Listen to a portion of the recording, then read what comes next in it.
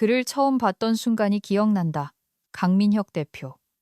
그는 마치 세상을 은쟁반에 담아 선물 받은 사람처럼 본사 사무실로 걸어 들어왔다. 몸에 딱 맞는 검은색 맞춤 정장, 손목에서 번쩍이는 롤렉스 시계, 180cm가 넘는 키에서 뿜어져 나오는 자신감. 하지만 정작 우리 회사가 무슨 일을 하는 곳인지에 대해서는 단 하나의 단서도 없는 듯했다. 맥스라고 부르세요. 그가 눈웃음조차 없는 기계적인 미소를 지으며 말했다. 저는 군더더기 없이 빠르고 효율적인 것을 좋아합니다. 지금부터 우리는 위대한 일을 해낼 겁니다. 잠시 정적이 흘렀고 이내 회사 조회나 유치원 재롱잔치에서나 들을 법한 억지 박수 소리가 터져 나왔다. 나는 팔짱을 낀 채 조용히 서 있었다. 나는 넥시스 시스템, 넥시스 시스템즈에서 거의 9년을 일했다. 그동안 2명의 CEO가 바뀌었고 4번의 구조조정을 겪었으며 대기업 인수합병에서도 살아남았다. 나는 이 바닥의 생리를 누구보다 잘 알았다. 하지만 맥스는 이제 막 배우게 될 참이었다. 첫 주는 그야말로 혼돈이었다. 맥스는 정기 프로젝트 리뷰 회의를 취소하고 그 자리를 비전 전략 싱크라는 모호한 회의로 채웠다. 목요일까지 중간 관리 자급 팀장 3명을 해고했는데 그중 2명에게는 이메일로 해고 통보를 날렸다. 그러더니 시스템 아키텍처에 대한 이해도 없이 우리 회사의 주력 소프트웨어 제품을 뜯어고치려 들기 시작했다. 참고로 그 제품은 6년 전 실패한 인수합병으로 회사가 거의 무너질 뻔했을 때 내가 직접 구축한 것이었다. 나는 새로운 백엔드 인프라를 설계했다.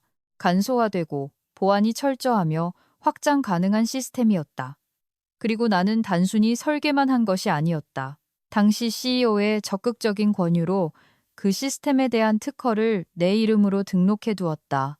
지한 이사, 만약 당신이 회사를 떠나게 된다면 우리가 바짓가랑이라도 잡고 매달리게 될 안전장치라고 생각해요. 그 내용은 내 고용계약서 깊숙한 곳에 묻혀 있었다. 대부분의 경영진은 거들떠보지도 않는 조항이었다. 하지만 맥스는 아무것도 읽지 않았다. 부임 2주차가 되자 그는 나를 시스템 아키텍처 이사라는 정식 직함 대신 테크리드라고 부르기 시작했다. 사소한 모욕이었지만 의도는 분명했다. 그는 회의 때 내 눈을 피했고 내 말이 끝나기도 전에 말을 끊었으며 내가 이미 제안했던 아이디어를 마치 주니어 직원이 낸 것처럼 칭찬했다. 전형적인 파워 게임이었다. 깎아내리고 불신하고 무시하는 것. 나는 냉정함을 유지했다. 언제나 그랬듯. 하지만 나는 모든 것을 기록하기 시작했다. 그리고 운명의 금요일 아침이 밝았다. 맥스가 내 사무실로 느긋하게 걸어 들어와 마치 362업 드라마의 주인공처럼 문틀에 기대어 섰다. 이지한 이사, 잠깐 얘기 좀 할까? 나는 맞은편 의자를 가리켰다. 그는 앉지 않았다. 솔직하게 말하겠습니다. 그는 남자들이 무례함을 정직함으로 포장할 때 쓰는 특유의 말투로 입을 열었다. 당신은 여기 너무 오래 있었어. 어쩌면 지나치게 오래. 세상은 변하고 있고 우리는 다른 속도로 움직이는 사람들이 필요합니다. 나는 눈썹을 치켜 올렸다. 즉, 오늘부로 해고라는 뜻입니다. 당신 포지션은 잉여 인력으로 분류되었습니다. 퇴직금 패키지는 챙겨줄 겁니다. 인사팀 HR에 서류가 준비되어 있어요.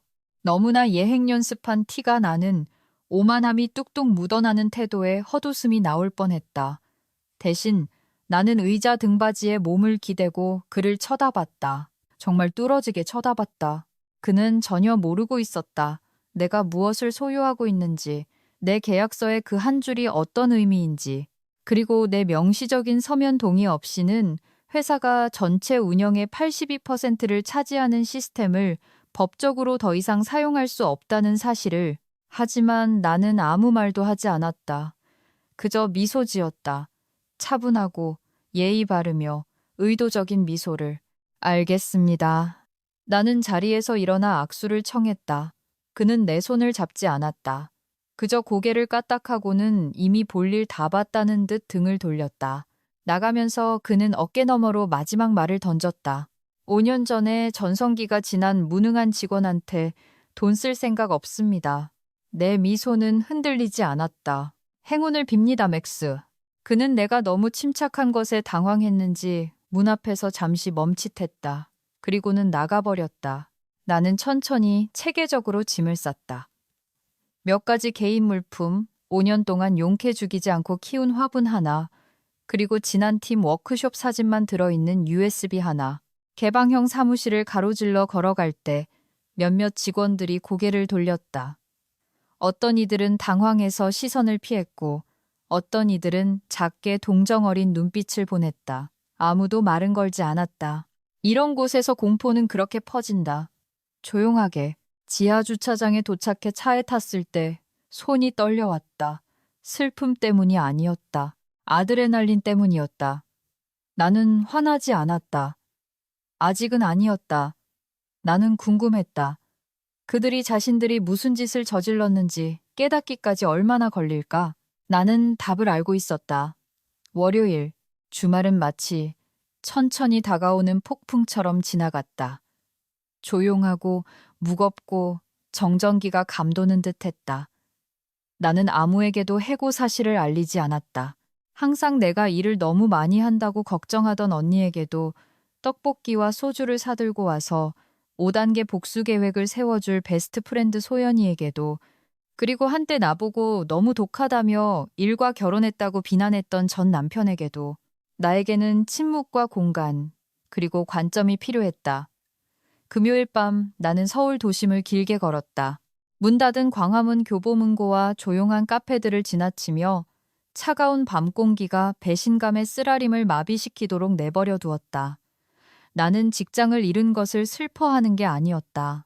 나는 그 모욕과 무지, 그리고 코드 한 줄 짜본 적 없는 사람이 들어와서 수년간의 땀과 희생을 걷어내고 그것을 잉여라고 부를 수 있다는 그 현실을 슬퍼하고 있었다. 토요일 아침, 나는 일할 준비가 되어 있었다.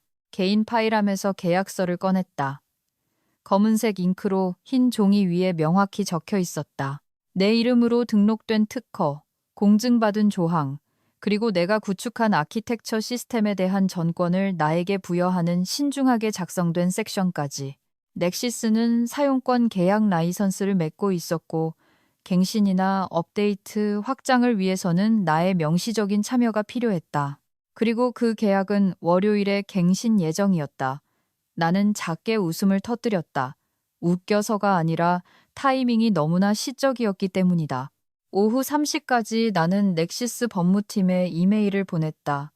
이미 계정이 정지된 회사 메일이 아니라 내 개인 이메일로. 제목은 간단했다. 지식재산권 사용 만료 통지 및 즉각적인 조치 요망. 나는 감정을 배제하고 사실만 적었다. 차분하고 드라마 없이 우리 라이선스 계약에 따라 특허 보유자인 나와 직접 재협상하지 않을 경우 일요일 자정을 기해 회사의 시스템 사용 권한이 만료된다는 점을 상기시켰다. 이를 따르지 않을 경우 지식재산권법 위반에 해당하며 그 시점 이후의 지속적인 사용은 법적 결과를 초래할 것이라고 명시했다. 나는 격식을 갖추어 서명했다. 이지한, 넥시스 백엔드 아키텍처 BIS 2.3 발명자, 특허번호 KR10 2018 9347. 나는 참조 CC에 회사의 법률 자문, 로펌, 예전 CTO, 그리고 맥스를 넣었다. 그러고는 노트북을 덮고 러닝을 하러 나갔다. 한강 공원변을 따라 6km를 달렸다. 자전거를 타는 사람들과 편의점 앞의 사람들을 피하며 몸에서 긴장을 빼냈다. 일요일 오후가 되자 내 휴대폰에 불이 들어오기 시작했다. 모르는 번호로 부재중 전화 2통. 인사팀장이 남긴 음성 메시지 하나. 이지한님, 퇴직 합의서와 관련해서 명확히 할 부분이 있어 연락드립니다. 법무팀에서도 연락이 왔다. 회사와의 이전 계약 조건을 논의하고 싶으니 편하신 시간에 연락 바랍니다. 그리고 마침내 늦은 밤, 맥스에게서 이메일이 왔다. 제목, 긴급 계약 관련 오해. 지한 씨, 의사소통에 오해가 있었던 것 같습니다. 월요일 업무가 시작되기 전에 직접 통화해서 오해를 풀고 상황을 해결하고 싶습니다. 가능한 한 빨리 전화 주세요. 맥스, 그거였다. 공포. 나는 답장하지 않았다. 그들이 속을 태우게 뒀다.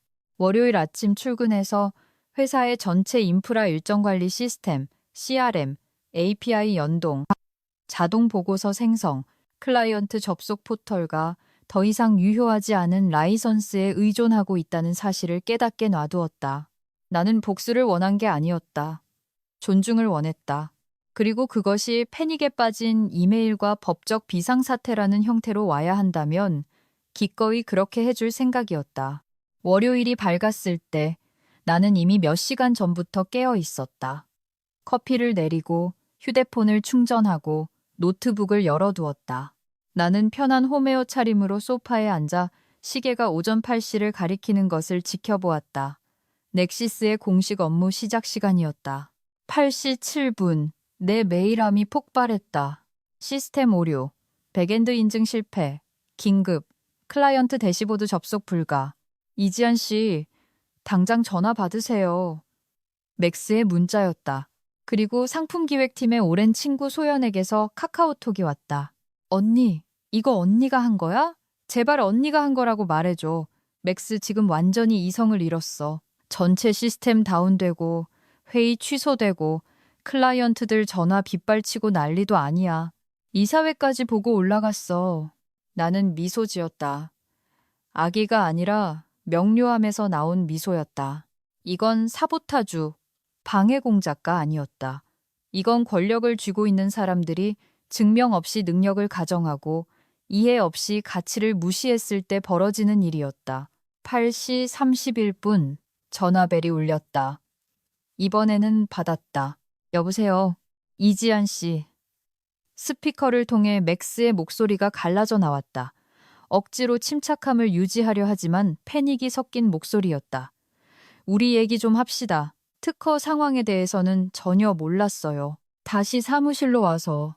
나는 부드럽게 그의 말을 끊었다. 얘기하는 건 좋습니다, 맥스. 하지만 취업에 관한 얘기는 아닙니다. 우리는 지금 외부 파트너로서 라이선싱을 논의하는 겁니다. 침묵.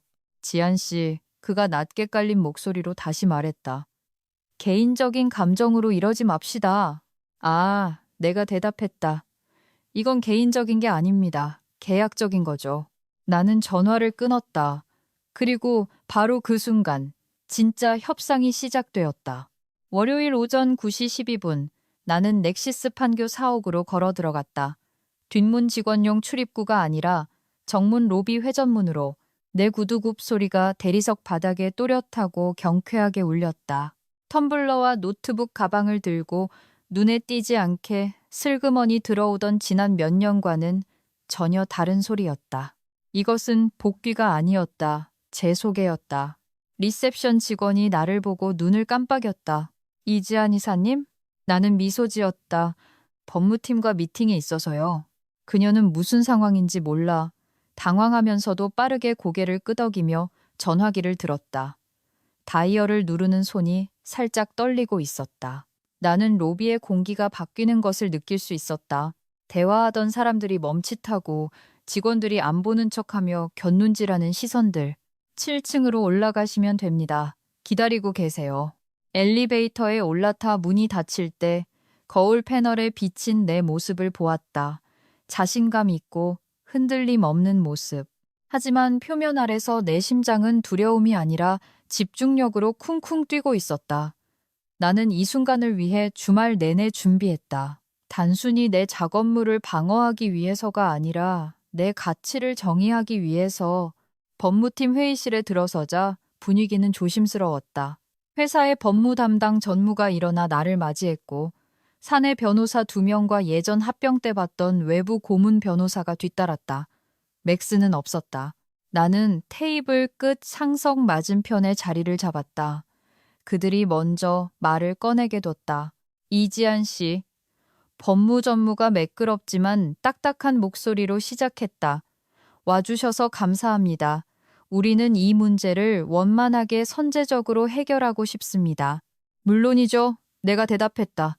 저도 깔끔한 해결을 원합니다. 라이선스 계약서는 검토해 보셨으리라 생각합니다. 그가 고개를 끄덕였다. 검토했습니다. 당신의 주장은 유효합니다. 시스템 특허는 당신 이름으로 등록되어 있고 계약에 따라 당신의 동의 없는 지속적인 사용은 위반에 해당합니다. 그리고 명시된 대로 갱신 날짜는 어제 자정부로 만료되었습니다. 잠시 정적이 흐른 뒤 그가 몸을 앞으로 숙였다. 우리는 소급 적용하여 라이선스 연장을 제안하고 싶습니다. 1년 계약 조건은 동일하게 전체 운영 권한을 포함해서요. 나는 웃었다. 그건 곤란합니다. 방안의 술렁임이 일었다. 고문 변호사가 수첩에 뭔가를 휘갈겼었다. 저는 이전과 같은 조건으로 돌아가려고 온 게 아닙니다. 나는 차분하게 말을 이었다. 공정하게 재협상을 하러 온 겁니다. 지금 시스템 다운타임 겪고 계시죠? 그들이 주저했다. 모든 클라이언트 대면 플랫폼, 내부 보고 시스템, 개발자 접속에 영향이 있다고 들었습니다만 전무가 마침내 고개를 끄덕였다. 그렇습니다. 그럼 숫자를 얘기해보죠. 내가 말했다. 향후 12개월 동안 15억 원을 요구합니다. 비독점 계약, 분기별 갱신, 나 또는 내가 승인한 컨설팅 팀을 통한 직접적인 시스템 지원, 그리고 회사 문서의 특허권자에 대한 공개적인 명시, 그것은 허세가 아니었다. 시스템의 범위와 영향력을 고려할 때 시장 가치에 부합하는 금액이었다. 방 안의 침묵은 그들이 내가 이렇게 준비되어 있을 줄은 예상 못했다는 것을 말해주었다. 법무팀 대리 한 명이 헛기침을 했다. 상당히 인상된 금액인데요. 이 회사가 측정하는 법을 잊어버렸던 가치를 반영한 금액이죠. 전무가 의자 등받이에 몸을 기댔다. 이사회 승인이 필요합니다. 기다리죠. 내가 간단히 말했다. 하지만 알아두셔야 할 건 지체되는 매 시간마다 고객의 신뢰, 회사의 평판, 그리고 주가에 영향을 미친다는 겁니다. 빨리 움직이시는 게 좋을 겁니다. 그들은 반박하지 않았다. 오전 10시 3분, 생수 한 병을 들고 휴대폰을 무음으로 해둔 채 회의실 밖에서 기다리고 있을 때 유리벽 너머 복도를 서성이는 맥스를 발견했다. 그는 아직 나를 보지 못했다. 마침내 그가 나를 봤을 때 그의 표정이 굳어졌다. 처음에는 혼란, 그 다음에는 다른 감정으로 바뀌었다. 인식, 그는 평소보다 느린 걸음으로 내게 다가왔다. 절제된 걸음걸이였다. 이지한 씨, 그가 억지로 예의를 갖춘 목소리로 말했다. 직접 올 줄은 몰랐는데. 아니요, 맥스. 내가 차분하게 대답했다. 당신은 모르는 게 많았죠. 이건 좀 너무 멀리 간 것 같지 않아? 그가 주머니에 손을 넣으며 태연한 척 말을 시작했다. 변호사들을 개입시키기 전에 대화를 했어야지. 나를 해고하기 전에 말인가요? 내가 눈썹을 치켜 올렸다. 그 결정은 불완전한 정보에 기반한 거였어. 아니요, 나는 자리에서 일어났다. 그 결정은 당신의 자존심 애거에 기반한 거였고, 이제 당신은 그 결과를 감당하고 있는 겁니다. 그가 다시 입을 열려 했지만 나는 기회를 주지 않았다. 난 화난 게 아니에요, 맥스. 그냥 과소평가받는 것에 질린 것뿐이지. 나는 모든 것을 기록해뒀어요. 특허, 라이선스 조건, 정당한 사유 없이 나를 해고한 당신의 이메일. 나는 싸우러 온 게 아니에요. 협상하러 온 거지. 이 거래를 살리고 싶다면, 그리고 어쩌면 당신의 자리를 지키고 싶다면 법무팀이 일하게 두세요. 그의 턱 근육이 긴장으로 꿈틀거렸다. 나는 그를 지나쳐 다시 회의실 쪽으로 걸어갔다. 아, 그리고 맥스. 나는 어깨너머로 돌아보며 말했다. 행운을 빌어요. 또 그 단어였다. 행운. 내가 결코 필요로 하지 않았던 것. 정오가 되자 회의실은 다시 꽉 찼다. 이번에는 공기가 달랐다. 더 팽팽하고 날카로웠다. 이사회 멤버들이 직접 참석하지는 않았지만 법무팀이 뱉는 모든 단어 뒤에 그들의 존재가 어른거렸다. 판이 바뀌었다. 단순한 의사소통의 오해가 이제는 운영상의 마비와 주주들에게 영향을 미칠 법적 위기로 번졌다. 나는 눈 하나 깜짝하지 않았다. 전무가 내 맞은편에 앉았다. 아까보다 덜 단정해 보였다. 넥타이는 느슨해졌고 턱은 굳어 있었다. 제안을 검토했습니다. 그가 절제된 어조로 시작했다. 조건이 꽤 공격적이라고 생각하지만 정확하다고 해야죠. 내가 정정했다. 그가 잠시 멈추더니 고개를 끄덕였다. 정확합니다. 우리는 라이선스 비용을 수용할 준비가 되어 있습니다. 단 조건이 있습니다. 6개월 계약, 분기별 갱신, 당신이 제안한 대로요. 그리고 공개적인 명시 부분은 특허에 대한 완전한 크레딧보다는 기술적 협력 정도로 표현하고 싶습니다. 나는 몸을 앞으로 숙였다. 아니요. 그의 눈썹이 올라갔다. 분명하고 공개적으로 명시되길 원합니다. 이지안이 설계하고 특허를 획득한 시스템. 말장난이나 미화된 언어는 안 됩니다. 회사는 6년 동안 내 아키텍처로 굴러갔고 당신들 모두 그 혜택을 누렸습니다. 맥스의 체면을 세워주기 위해 내 이름을 지우고 물러나지는 않을 겁니다. 방안이 고요해졌다. 왼쪽의 대리가 노트를 힐끔거렸지만 말하지 않았다. 고문 변호사가 다시 무언가를 적었다. 전무가 안경을 고쳤었다.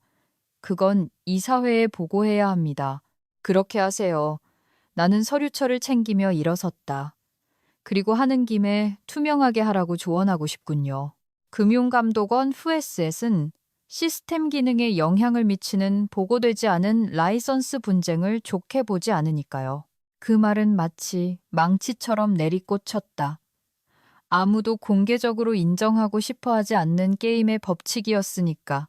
지식재산권 오용으로 인한 단일 시스템 장애가 어떻게 투자자의 신뢰를 흔들고 감사를 촉발하며 최악의 경우 상장 폐지 위협으로 이어질 수 있는지 나는 그들의 플레이북을 그들보다 더 잘 알고 있었다.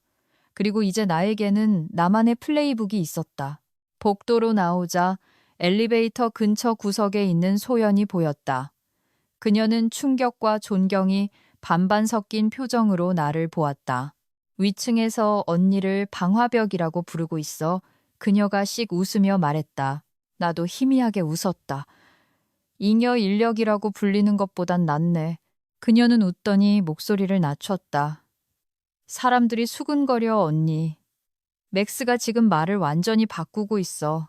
이사회에다가는 전부 오해였고 언니가 라이선스 만료 사실을 공개하지 않았다고 거짓말하고 다닌대. 거짓말이야. 내가 차분하게 말했다. 하지만 떠들게 둬. 진실은 목소리를 높일 필요가 없으니까. 소연이 더 가까이 다가왔다. 다들 그 메모 봤어. 언니가 마감 기한 전에 법무팀을 참조로 넣은 거. 증거가 사방에 깔려 있어. 인턴들이 워터게이트 사건이라도 터진 것처럼 속닥거리고 있다고. 나는 바로 대답하지 않았다. 내 머릿속은 이미 2차전을 준비하고 있었다. 통제권을 되찾는 것만으로는 충분하지 않았다. 나는 책임을 묻고 싶었다. 다음 날 아침, 나는 후속 이메일을 보냈다. 법무팀도 맥스도 아닌 이사회 최 회장에게 직접 몇 년 전 함께 협업했던 프로젝트 덕분에 조용히 가지고 있었던 이메일 주소였다. 제목은 짧았다.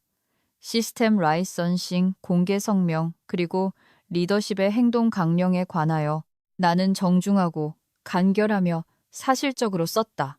특허의 범위와 운영상의 필요성, 해고 및 라이선스 충돌 타임라인, 내부 IP 의무를 검토하지 않고 핵심 시스템 아키텍트를 해고한 맥스의 결정, 그리고 그가 지금 퍼뜨리고 있는 거짓 주장까지 요약했다. 나는 간단한 질문으로 끝맺었다. 만약 그가 내부 자원을 이렇게 다룬다면 회장님께서는 그가 외부 파트너나 벤더, 규제기관을 어떻게 관리할 것이라 기대하십니까? 그날 오후 회장이 아닌 이사회 수석 보좌관에게서 답장이 왔다. 이지아님, 명확하고 전문적인 설명에 감사드립니다. 우리는 이 사안을 심각하게 받아들이고 있습니다. 제공해 주신 모든 문서를 바탕으로 내부 검토를 진행할 예정입니다. 그동안 라이선스 계약을 지지하며 귀하가 제안한 조건대로 48시간 이내에 마무리될 것으로 예상합니다. 회사의 리더십이 귀하의 기여를 더 일찍 인지하지 못한 점 유감스럽게 생각합니다. 나는 잠시 메시지를 응시하다가 의자 뒤로 몸을 기댔다. 공개 사과는 아니었지만 이것은 변화였다. 단순히 이야기의 흐름뿐만 아니라 권력 구조의 변화였다. 그날 밤 늦게 소연에게서 다시 메시지가 왔다. 언니, 맥스, 지금 난리 났어. 내일 아침 일찍 이사회 소집됐대. 비서실 말로는 맥스가 여기저기 전화 돌리면서 여론 통제하려고 안간힘을 쓰고 있대. 나는 천천히 타자를 쳤다. 노력해보라고 해. 나한테는 진실이 있으니까. 그리고 걔 이력서보다 더 긴 증거 자료들도. 다음 날은 단순한 라이선스 계약 이상의 날이 될 것이었다. 심판의 날이었다. 수요일 오전 9시 정각에 이사회가 열렸다. 9시 23분, 나는 호출을 받았다. 맥스나 법무팀이 아닌 최 회장이 직접 보낸 메일이었다. 메일은 짧았지만 어조는 분명했다. 11시에 비공개 세션에 참석해 주십시오. 진행 중인 논의에 귀하의 통찰력이 귀중할 것입니다. 또 그 단어였다. 귀중한. 2주 전만 해도 나는 무능했다. 지금은 귀중하단다. 이 아이러니가 너무 적나라해서 웃음이 나올 뻔했다. 오전 10시 55분 나는 넥시스 빌딩 최상층의 임원 회의실로 들어갔다. 몇 년 전 전임 CEO에게 시스템 업그레이드 로드맵을 프레젠테이션 할 때 딱 한 번 와봤던 곳이었다. 그때 나는 구석에 눈에 띄지 않게 서 있었다. 오늘 나는 나를 위해 마련된 의자로 망설임 없이 걸어갔다. 맥스는 이미 맞은편에 앉아 있었다. 팔짱을 끼고 휴대폰을 마치 만지면 안 되는 소품처럼 테이블 위에 엎어둔 채였다. 넥타이는 완벽했고 미소는 연습한 티가 났지만 눈에 서린 불안감은 연기가 아니었다. 최 회장이 의례적인 인사로 세션을 시작하더니 나를 돌아보았다. 이지한 이사 참석해줘서 고마워요. 우리는 라이선스 조건과 문서를 검토했습니다. 심의하기 전에 간략하게 당신의 견해를 듣고 싶습니다. 나는 고개를 끄덕였다. 물론입니다. 나는 자리에서 일어나 노트를 폈지만 읽지는 않았다. 대신 이사회 멤버 한 명 한 명과 눈을 맞추며 말했다. 리더십은 통제에 관한 것이 아닙니다. 명확성에 관한 것입니다. 기술적이든 인적 자원이든 회사를 움직이는 시스템을 아는 것이죠. 새로운 경영자가 자신이 이해하지 못하는 시스템에 들어올 때 두 가지 선택지가 있습니다. 경청하거나 불도저처럼 밀어붙이거나 강 대표는 후자를 택했습니다. 맥스가 의자에서 몸을 비틀었지만 끼어들지는 않았다. 그는 저를 무능하다고 불렀고 리뷰 없이 저를 해고했으며 회사를 운영하는데 필수적인 인프라의 법적 함의를 무시했습니다. 더 나쁜 것은 실패한 후에야 듣기 시작했다는 겁니다. 서버가 꺼지고 클라이언트들의 전화가 빗발친 후에야 말이죠. 나는 잠시 말을 멈췄다. 제가 한 모든 일, 제가 구축한 모든 시스템은 이 회사를 보호하기 위해 설계되었습니다. 하지만 어떤 시스템도 오만함으로부터 회사를 보호할 수는 없습니다. 그리고 만약 CEO가 운영의 아키텍처나 그 뒤에 있는 사람들의 가치를 이해하지 못한다면 법적인 위험뿐만 아니라 근본적인 위험에 처하게 되는 겁니다. 정적. 한 이사가 몸을 앞으로 기울였다. 당신이 강 대표 자리에 있다면 어떻게 하겠습니까? 나는 살짝 미소 지었다. 저는 그 자리에 앉지 않을 겁니다. 저는 제품, 문화, 그리고 법률을 이해하는 사람 옆에 있을 겁니다. 통제보다는 협업을 중시하는 리더십 모델을 만들 겁니다. 그리고 회사를 지탱하는 사람들을 존중하기 위해 소송이 걸릴 때까지 기다리지 않을 겁니다. 잠시 침묵이 흘렀다. 최 회장이 헛기침을 했다. 고맙습니다, 이지한 이사. 우리가 논의하는 동안 밖에서 잠시 기다려 주시겠습니까? 나는 일어나서 그들 모두에게 고개를 끄덕이고 방을 나갔다. 10분 후 벽 너머로 고성이 들렸다. 내 목소리가 아니었다. 맥스였다. 그는 무너지고 있었다. 책임을 회피하고 법무팀을 비난하고 CTO를 탓하고 심지어 인사팀 탓까지 하고 있었다. 그것이 그의 마지막 수였다. 비난의 대상을 돌려 자신의 잘못을 증발시키는 것. 하지만 이번에는 통하지 않았다. 오전 11시 47분 최 회장이 밖으로 나왔다. 이지한 이사 세션을 마쳤습니다. 다시 개인적으로 이야기를 나누고 싶군요. 나는 그를 따라 다시 들어갔다. 이번에 맥스는 없었다. 최 회장은 자리에 앉아 손을 깍지 꼈다. 즉시 발효되는 인사명령으로 강민혁 대표는 정식 감사가 진행되는 동안 직무 정지 대기 발령 처분되었습니다. 직원들에게 상황을 명확히 하고 넥시스의 인프라와 복구에 대한 당신의 기여를 공개적으로 인정하는 수정된 성명서를 발표할 예정입니다. 그는 인쇄된 공식 메시지 초안을 내게 건넸다. 나는 첫 줄을 소리내어 읽었다. 우리는 이지아님의 리더십, 혁신, 그리고 지식재산권이 넥시스의 성공에 필수적임을 인정합니다. 예상했던 것보다 더 크게 가슴에 와닿았다. 인정이 필요해서가 아니었다. 테크 업계에 얼마나 많은 여성들이 결코 이런 인정을 받지 못하는지 알고 있었기 때문이다. 어떻게 진행하고 싶습니까? 회장이 물었다. 라이선싱에는 이미 동의했습니다. 내가 말했다. 하지만 단기 컨설팅도 제안하고 싶습니다. 정규직 복귀는 아닙니다. 저는 자율성을 원하고 다시는 이런 일이 누구에게도 일어나지 않도록 보호장치를 만드는 것을 돕고 싶습니다. 그가 고개를 끄덕였다. 그렇게 합시다. 내가 일어나 나가려 할 때 그가 덧붙였다. 이지한 이사, 맞아요. 당신은 시스템만 보호한 게 아닙니다. 회사를 구했습니다. 나는 부드럽게 고개를 끄덕였다. 알고 있습니다. 방을 나서자 며칠 동안 나를 짓누르던 무게가 사라지기 시작했다. 한꺼번에 사라진 건 아니지만 더 이상 필요 없는 갑옷 조각들이 떨어져 나가는 것 같았다. 복도에는 소연이 기다리고 있었다. 그 사람 같소. 그녀가 속삭였다. 나는 미소 지었다. 일단 정직이야. 그럼 언니는? 나는 내가 일하던 층의 유리벽 너머 복도를 바라보았다. 난 이제 시작이야. 사내 공지는 금요일 오후 2시 3분에 떴다. 즉시 발효됨. 강민혁 대표는 해고 절차 및 계약상의 과실을 포함한 최근 경영 결정에 대한 전면적인 조사가 진행되는 동안 대기 발령 조치됨.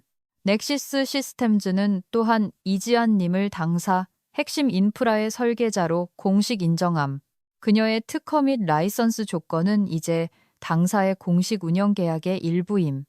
이 전환기를 통한 그녀의 지속적인 파트너십과 리더십에 감사드림. 메시지는 간단했지만 회사 내부에서는 천둥소리처럼 울려 퍼졌다. 그날 내가 건물을 나설 때 복도의 침묵은 조심스러운 미소와 빠른 목례, 그리고 몇 주 동안 내 눈을 마주치지 못했던 사람들의 작은 축하해요라는 속삭임으로 바뀌어 있었다. 내가 원한 건 안갚음이 아니었다. 인정이었다. 그리고 그보다 더 원했던 건 변화였다. 그 다음 주 월요일, 나는 다시 법무팀과 만났다.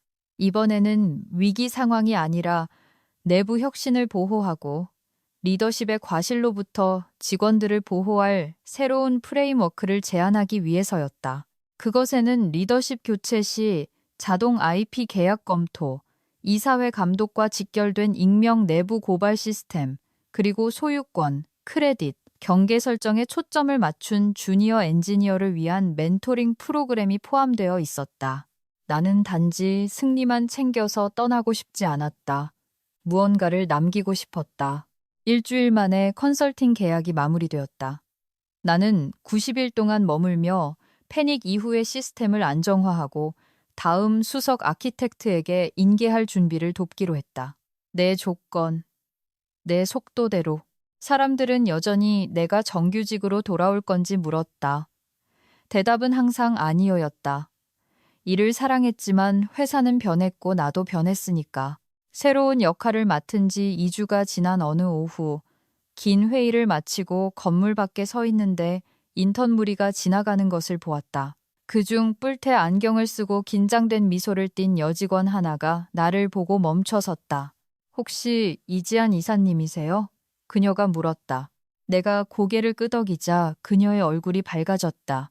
그냥 감사하다는 말씀을 드리고 싶었어요. 이사님이 하신 일 정말 전설 같아요. 슬랙 채널에서 다들 그 얘기만 해요. 이사님 덕분에 사람들이 목소리를 내는 걸 두려워하지 않게 됐어요. 나는 진심으로 미소 지었다. 그럼 계속 목소리를 내요. 내가 말했다. 허락을 기다리지 말고. 그녀는 고개를 끄덕이고는 무리를 따라 뛰어갔다. 묘한 기분이 들었다. 자부심과는 조금 달랐다. 더 깊은 무언가, 유산이었다. 그 주말 나는 마침내 숨을 크게 내쉬었다. 수서역에서 SRT를 타고 도시를 벗어나 휴대폰을 끄고 창밖으로 세상이 흐릿하게 지나가는 것을 지켜보았다. 몇 달 만에 처음으로 내 머릿속은 전략이나 비상계획을 돌리지 않았다. 그저 침묵, 평화. 그날 밤 이 일이 시작된 이후 처음으로 일기를 썼다. 한 문장이 눈에 들어왔다. 나는 권력을 요구한 적이 없다. 나는 인정을 요구했다. 그리고 그들이 그것을 주지 못했을 때 나는 그들의 테이블에 자리를 구걸하는 대신 나만의 테이블을 만들었다. 그 후 몇 주 동안 소식이 들려왔다. 맥스의 휴직은 영구적인 것이 되었다. 공식 발표는 양립할 수 없는 리더십의 차이를 들었다. 내건 이외에도 묻혔던 다른 부당해고와 불만 사항들에 대한 소문도 돌았다. 회사의 문화는 느리지만 눈에 띄게 변하기 시작했다. 퇴사 인터뷰가 개편되었다. 사내 교육에는 이제 지식재산권 인식이 포함되었다. 그리고 처음으로 엔지니어링 마일스톤에 기여자 크레딧이 포함되었다. 몇몇 임원들은 이야기를 다시 쓰려 했다. 이지한 이사는 언제나 우리 팀의 일원이었습니다. 한 임원이 패널 토론에서 말했다. 우리는 언제나 그녀의 전문성을 높이 평가했습니다.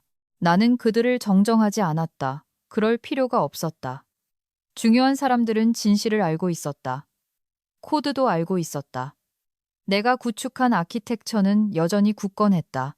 그리고 내 이름은 마침내 있어야 할 곳에 있었다. 시스템 위에, 크레딧 안에, 그리고 이야기 속에. 몇 달 후 최 회장에게서 자필 편지를 받았다. 이지아님, 당신은 싸움이 아니라 굳건히 서 있음으로써 우리가 리더십에 대해 생각하는 방식을 바꾸었습니다. 진짜 권위가 어떤 모습인지 보여주셔서 감사합니다. 최. 나는 그 편지를 한때 해고 서류를 넣어두었던 서랍에 보관했다. 내가 어디서 시작했고 어디서 끝내기를 거부했는지를 상기시켜주는 물건으로. 오늘 나는 내 이름을 건 컨설팅 회사를 이끌고 있다. 겉만 번지르르한 리더십 이상을 원하는 기업들과 일한다. 그들은 지속 가능한 시스템과 권한이 부여된 사람들을 원한다. 나는 고객을 신중하게 고른다. 내 경계는 내가 설정한다. 그리고 작은 글씨를 읽지 않고는 절대 서명하지 않는다. 결국 이 이야기는 복수에 관한 것이 아니었다. 가치, 가시성, 그리고 시스템이 자신을 지우려 할 때 사라지기를 거부했던 사람의 조용하고 꾸준한 힘에 관한 이야기였다. 그러니 과소평가받고 밀려나고 단지 자신의 가치를 안다는 이유만으로 까다로운 사람 취급을 받아본 적이 있는 모든 분께 이 조언을 드리고 싶다. 영향력을 발휘하기 위해 소리칠 필요는 없다. 그저 당신이 누구인지 알면 된다. 그리고 그 권력을 당신을 모르는 사람에게 절대 넘겨주지 마라. 그들이 당신을 침묵시켰다고 생각하며 해고할 때 사실 그들이 한 일은 성냥에 불을 붙인 것뿐이니까.